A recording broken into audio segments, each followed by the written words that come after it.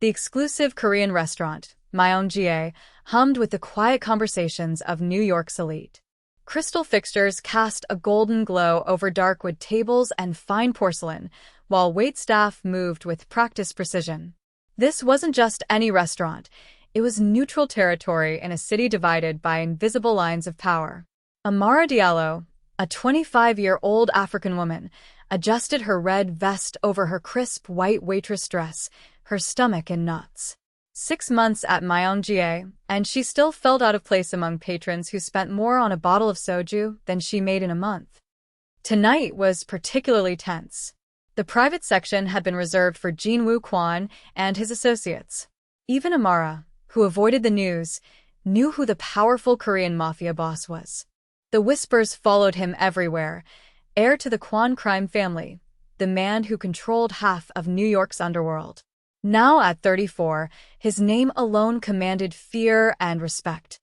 "Table 7 needs you," Maya, the head waitress, whispered urgently. "And Amara, be perfect. That's the Kwon table." Amara's stomach tightened as she approached. 5 men in expensive black suits sat around the table, their conversations ceasing the moment she arrived. But it was the man at the head of the table who commanded her attention. Jin-woo Kwon exuded an aura of absolute control. He wore a perfectly tailored black Mafia suit over a pristine white collared shirt, its top buttons undone to reveal a subtle gold chain. With slicked-back dark hair and eyes that seemed to absorb all light, he didn't need to raise his voice to dominate a room. A heavy gold watch glinted on his wrist, beside the edge of an intricate dragon tattoo disappearing beneath his sleeve. "Another round," one of the men ordered without looking at her. Amara nodded, turning to leave when a conversation from a nearby table caught her ear. A Japanese businessman was entertaining international clients from Senegal. "I apologize," the businessman was saying, his voice strained. "I hired a translator, but they canceled last minute," one of his guests responded in rapid, frustrated Wolof. The businessman looked increasingly uncomfortable, a major deal hanging in the balance. Before Amara could stop herself, she stepped toward their table. "Perhaps I can be of assistance," she offered in flawless Wolof. The Senegalese businessmen looked up, their surprise quickly turning to relief. One responded eagerly, explaining their predicament. Amara nodded. "He says they need to finalize the contract terms tonight, or they'll have to take their business elsewhere," she translated for the astonished Japanese businessman. "You speak Wolof?" he asked, amazed. "My grandmother was from Senegal. I grew up speaking it," Amara explained with a humble shrug. What she failed to notice was that the conversation at the Kwon table had stopped. All eyes, including those of the formidable Korean Mafia boss, were now fixed on her. $10 million to anyone here who can translate what I'm about to say," Jin-woo Kwon suddenly announced, his voice carrying a subtle challenge that silenced the entire restaurant. His men exchanged confused glances. This was unusual behavior for their boss. Several patrons shifted uncomfortably, but no one dared to engage. Amara hesitated, her rational mind screaming at her to walk away. But $10 million was a life-altering sum. It would solve every financial problem she and her mother had ever faced. Turning slowly, she met the Mafia boss's intense gaze. "I'll translate," she said, her voice softer than intended. The corner of Jin-woo's mouth twitched. He leaned forward, speaking in perfect, low Wolof, his voice a deep timbre meant only for her. The question was unexpectedly personal. "What do you see when you look at a man like me? Do you see the monster everyone whispers about, or the man no one knows?" Amara's breath caught. He wasn't just asking for a translation, he was testing her. "He asked what I see when I look at a man like him." She translated carefully for the room. "If I see the monster everyone fears, or the man no one knows." A flicker of surprise crossed Jin-woo's features before his expression settled back into careful neutrality. "And what's your answer?" he asked, switching effortlessly to English. The question hung in the air, charged with unspoken meaning. Amara should have been intimidated, but she met his gaze steadily. "I don't see either yet," she replied truthfully. I don't know you well enough to see the man, and I make a point not to believe rumors about monsters. A beat of silence followed. Then, Jin-woo Kwon did something that shocked his men. He laughed, a genuine, deep laugh that momentarily transformed his severe face. Bring us another round, he said, dismissing her with a nod. And the 10 million is yours. I'll have it delivered. Amara returned to her duties, feeling his eyes on her for the rest of the evening. By closing time, the Kwon party had left. As Amara wiped down tables, Maya approached, her face pale. What did you say to him? She whispered. He left this for you. She handed Amara a thick black card with only a phone number embossed in gold. Amara, do you have any idea who he is? Men like that Korean Mafia boss don't notice women like us unless they want something. Be careful. Amara slipped the card into her pocket, but its weight seemed to burn against her thigh. 2 days later, a sleek black envelope appeared on her doormat. Inside was a check for exactly $10 million and a handwritten note. A debt honored is a reputation maintained. She stared at the check, her hands trembling. How had he found her address? The implication sent a chill through her that was equal parts fear and something else she couldn't name. What she didn't know was that Jin-woo Kwon never did anything without purpose. Her presence had just disrupted years of his carefully laid plans. Amara hadn't expected to see the Korean Mafia boss again, but then the flowers arrived at Mayong, a stunning arrangement of white orchids with a simple card. Thank you for your assistance. Just how well do you know him? Maya asked, her voice low and worried. People who get involved with the Kwon family don't just walk away. That night, Amara finally searched Jin-woo Kwon online. On paper, he was the legitimate CEO of Kwon Holdings, a conglomerate with interests in real estate and international trade. His public image was pristine. But behind the veneer were whispered stories of vanquished rivals and a family history tied to the origins of New York's Korean underworld. He had taken over the family at 25 after his father's retirement, expanding the Kwon empire and making it more sophisticated and insulated from the law. Absorbed in her research, she almost missed the soft knock at her door. Checking the peephole, she found Min-jun, Jin-woo's driver. Mr. Kwon requests your presence, he said, his tone making it clear it wasn't a request. 20 minutes later, she was in the back of a black luxury car, heading toward a penthouse on the Upper East Side. The private elevator opened directly into a vast living space with floor-to-ceiling windows showcasing the glittering cityscape. Jin-woo stood by the windows, his back to her. He had discarded his suit jacket, his white shirt sleeves rolled up to reveal powerful forearms covered in intricate tattoos.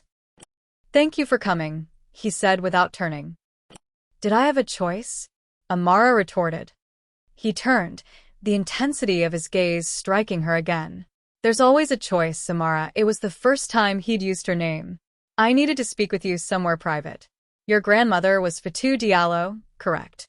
An uneasy feeling settled in Amara's stomach. How do you know her name? The same way I know she left Senegal in 1982 under complicated circumstances. The same way I know she changed her name when she arrived in America, and that your mother was never told the whole story. My grandmother was a seamstress who came here for a better life, Amara insisted. The Diallos weren't just any family in Dakar, Jin-woo continued, his eyes never leaving hers. They controlled the city's shipping ports for 3 generations. Your grandmother was the last surviving member after a rival family, the Tanakas, moved against them. Amara felt as if the floor had tilted. It wasn't possible. Yet, memories suddenly rearranged themselves, her grandmother's insistence on teaching her Wolof, the mysterious late-night phone calls, the way she always kept her back to the wall in public. Your grandmother was the daughter of Moussa Diallo, one of the most feared men in Dakar, Jin-woo stated. When the Tanaka clan orchestrated the attack, they eliminated everyone except Fatou, who escaped with help from an ally. Why are you telling me this? Amara whispered.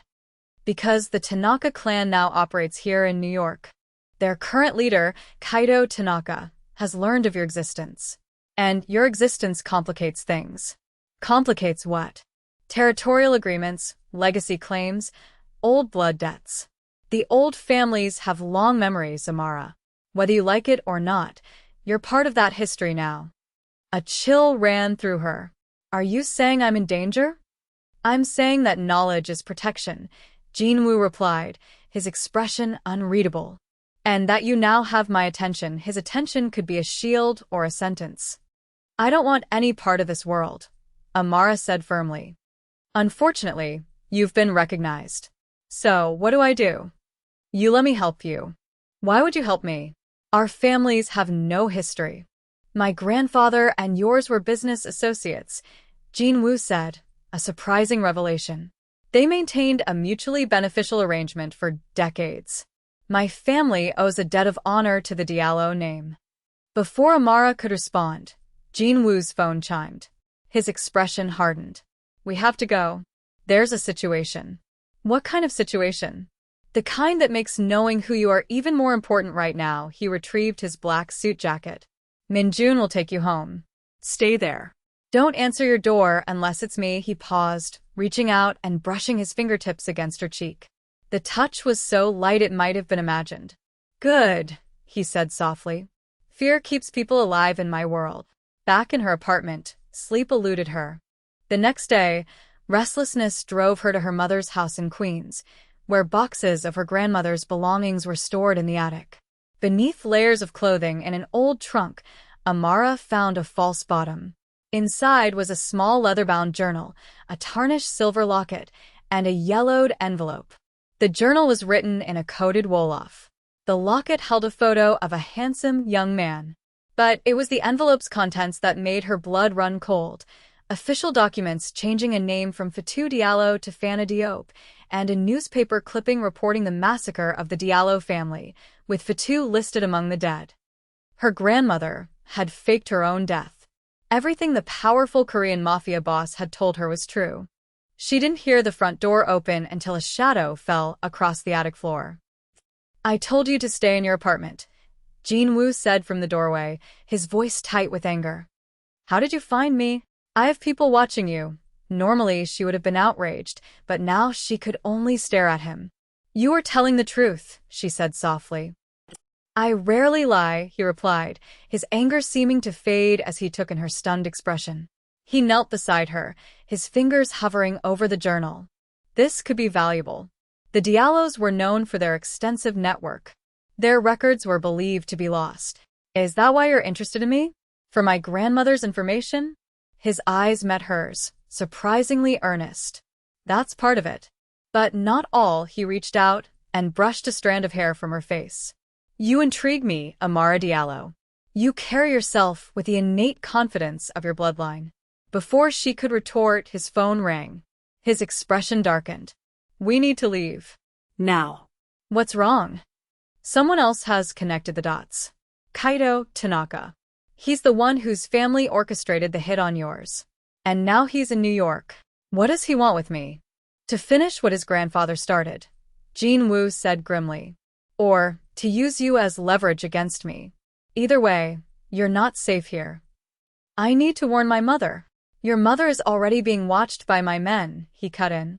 The safest thing you can do for her is to come with me now, torn between instinct and his undeniable logic. Amara hesitated. How do I know I can trust you? My family is bound by an old promise to yours, he said, extending his hand. For now, we need to leave.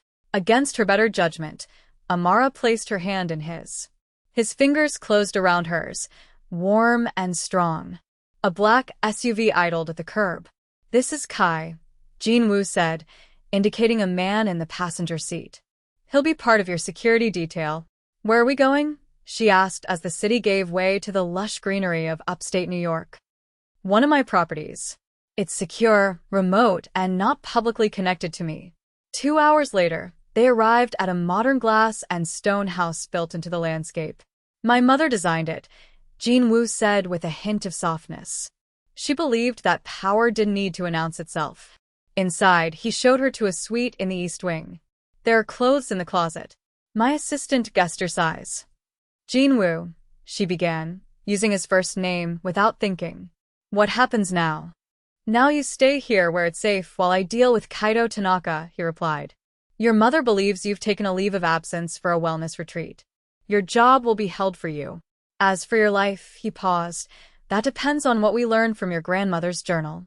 Alone in the suite, Amara turned to the journal. The code was complex, but she recognized patterns from a secret language her grandmother had taught her as a child. Hours passed as she pieced together the truth of Fatou Diallo's life, her position in a powerful family, a forbidden romance, the betrayal that led to her family's destruction, and her harrowing escape with the help of an unnamed ally from the Kwan family. The final entry contained a warning. If you are reading this, it means our enemies have found you. Trust no one except those who bear the mark of the dragon. The Kwan dragon is bound by a blood oath to protect the last of the Diallo line. This is a debt that transcends generations.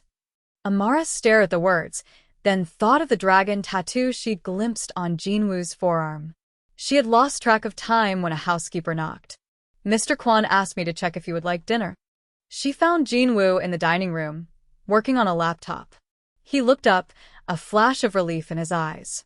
I wasn't sure you'd join me. I found something, she said, taking a seat. My grandmother wrote about a blood oath. A dragon mark, like the one you have. Jinwoo was silent for a moment, then slowly rolled up his left sleeve to reveal the tattoo in its entirety, an intricately detailed dragon coiled in protection over what Amara now recognized as the Diallo family crest. The oath was taken by my grandfather, he explained quietly. Your great-grandfather saved his life. In return, he swore that the Kwans would always protect the Diallo bloodline. He rotated his arm to show a date tattooed beneath the dragon, the day they had met at Mayong. When I realized who you were, I added this. A reminder of when my obligation began. So all of this, it's just about honoring an old promise? His eyes darkened. Initially, yes. And now he held her gaze. Now it's more complicated. The air crackled with a tension that had nothing to do with family history. You hardly know me, she said softly. I know enough, he countered. I know you're brave enough to look me in the eye. I know you're loyal enough to worry about your mother's safety before your own. I know you're intelligent enough to decipher a code that has stumped experts. He reached across the table, his fingers stopping just short of hers. And I know that when I'm with you, I feel something I haven't felt in a very long time. What's that? Amara whispered. Possibility, he answered simply. Before either could act on the building tension, his phone vibrated. His expression hardened. Kaido Tanaka has made contact. He's requesting a meeting. What does that mean? It means he's willing to negotiate. His eyes were cold and calculating once more. He's offering terms. What kind of terms? His jaw tightened. A marriage alliance. Between you and his son. Amara's stomach dropped. That's medieval. It's business. Jinwoo corrected, though disgust laced his tone. He's trying to legitimize his claim to former Diallo assets by binding your bloodline to his. And if I refuse, then we move to less civilized methods of conflict resolution. Amara pushed away from the table. This is insane. I can't be bartered away. Jinwoo rose, his presence filling the space between them. No one is bartering you. I won't accept his terms. Why not? Isn't that the simplest solution? A dangerous glint appeared in his eyes. Because you're under my protection, he stepped closer, his hand coming up to cradle her face with surprising gentleness. And because the oath I honor gives me the right to refuse any claim on your behalf. And what if I decided to accept? She challenged. You won't, he said with absolute certainty, his thumb tracing the line of her jaw. You won't surrender to threats. It's not in your nature. Their faces were inches apart. Jinwoo, she breathed. He answered by closing the final distance, his lips capturing hers in a kiss that was both fierce and consuming. His arms enveloped her, strong and secure. This was madness. He was a dangerous Korean Mafia boss, a man from a world she was only beginning to comprehend. But in that moment, none of it mattered. When they finally broke apart, both breathing heavily, a raw vulnerability shone in his eyes. This complicates things, he said, his voice rough. A small, breathless laugh escaped her. I think things were already complicated. Before he could answer, a security alarm blared through the house. His expression transformed instantly, all tenderness replaced by cold calculation.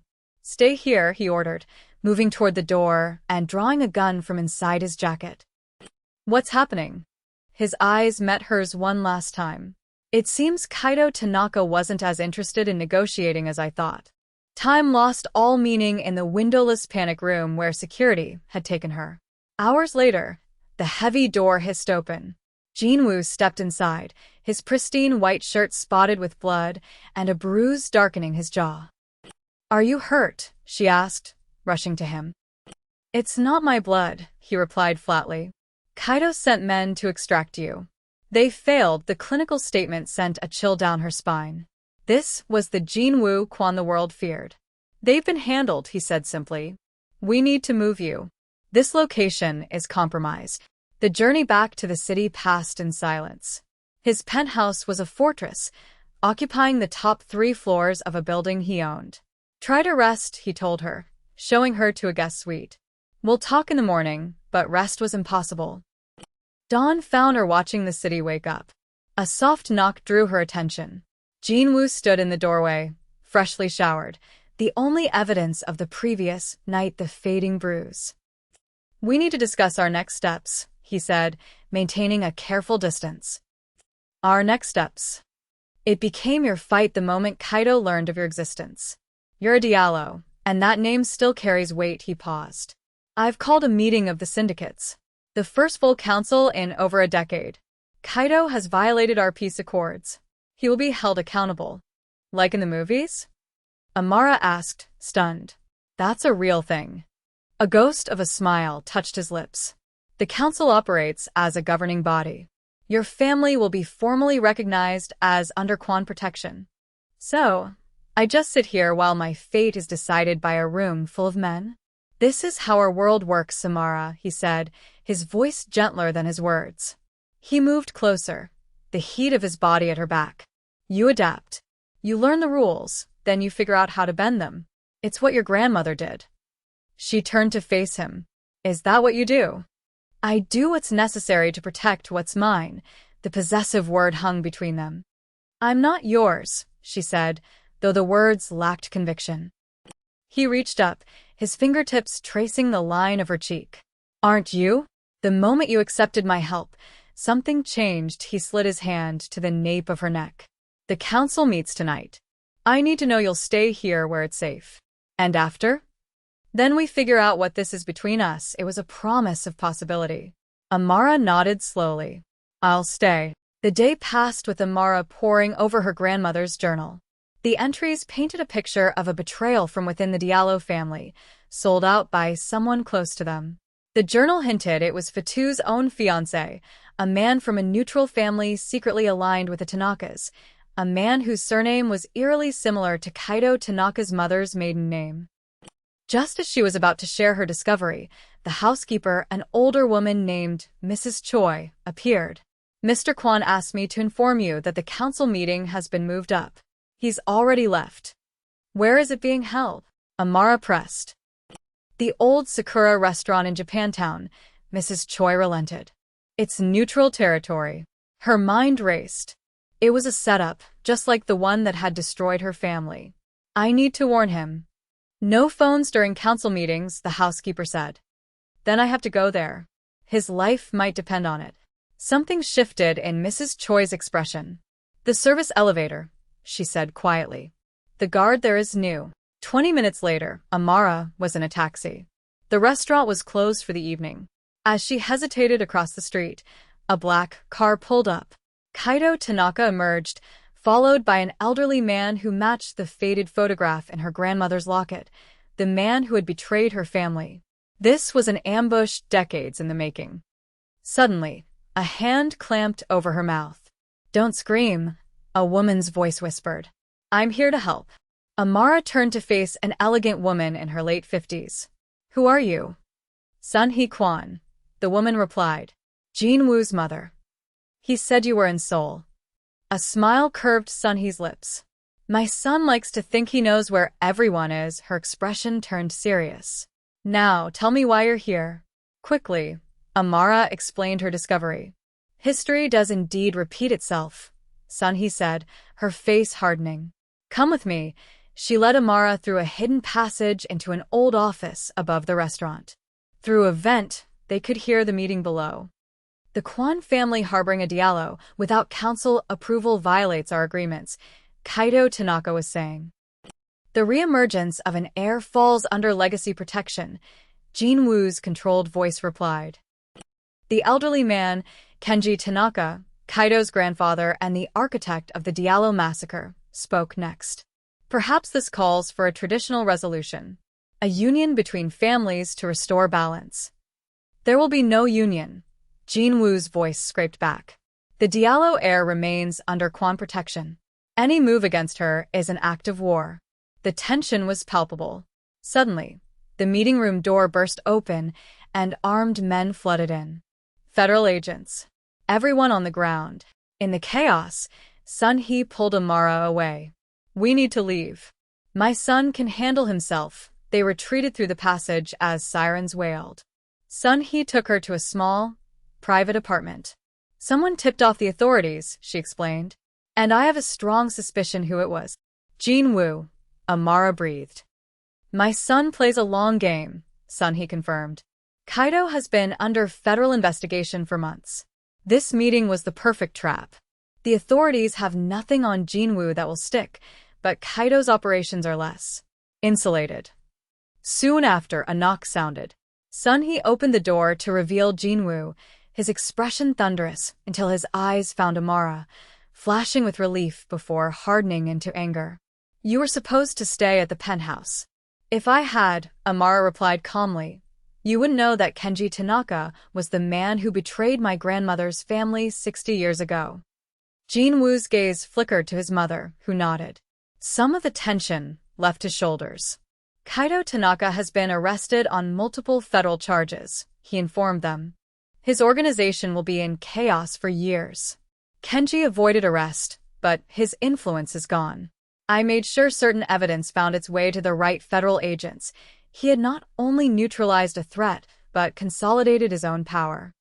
You risked a lot, Amara observed. His eyes met hers. Some things are worth the risk. 6 months later, Amara stood at the windows of their penthouse, watching snow fall over Manhattan. So much had changed. The Tanaka clan was dismantled. Kenji had retreated to Japan in disgrace. And Amara had found her place in this new world. Penny for your thoughts. Jin Woo's voice came from behind her, his arms encircling her waist. Just reflecting, she said, leaning back against him. No regrets. The first guests will arrive soon, he reminded her. Tonight, they would officially introduce the long-lost Diallo heir to their society and announce their engagement. His hand found hers, his thumb brushing over the antique ring that had belonged to his grandmother. Are you ready for this? The past months had been a gradual integration into his world. She had been surprised to find that parts of it felt natural, as if some hereditary memory was dormant within her. I'm ready, she assured him. The gathering was small and exclusive. Amara greeted guests with a newfound confidence, no longer the uncertain waitress, but a woman coming into her own. Her mother was there, deep in conversation with Sunhee. Explaining everything had been a challenge, but her mother had admitted to suspecting parts of the story for years. Later, with Amara at his side, Jin Woo formally declared their engagement and her recognition as the legitimate heir to the Diallo legacy. He announced that the territories once held by her family would be restored under joint Kwan Diallo administration, with profits directed to a foundation in Musa Diallo's name. It was a brilliant move, framed as historical justice rather than a power grab. When the last guest had departed, Jin Woo led her to the terrace. When I first met you, he said quietly, I asked what you saw when you looked at me. Amara turned, framing his face with her hands. I see you, she said simply. All of you. The leader, the protector, the man who loves with an intensity that matches everything else he does. He turned his head to press a kiss into her palm. Not everyone could accept both sides. Not everyone understands what it's like to have a dual heritage, she replied. The Waitress and the Diallo heir. We both lived in two worlds. Now we've created our own. Something new from something old, Jin-woo observed, drawing her closer. As the snow fell around them, Amara kissed the Korean Mafia boss who had pulled her into his dangerous world and found himself transformed by her. The monster and the man, the waitress and the heir, all parts of who they were, now intertwined in a future neither could have imagined, a future they would navigate together.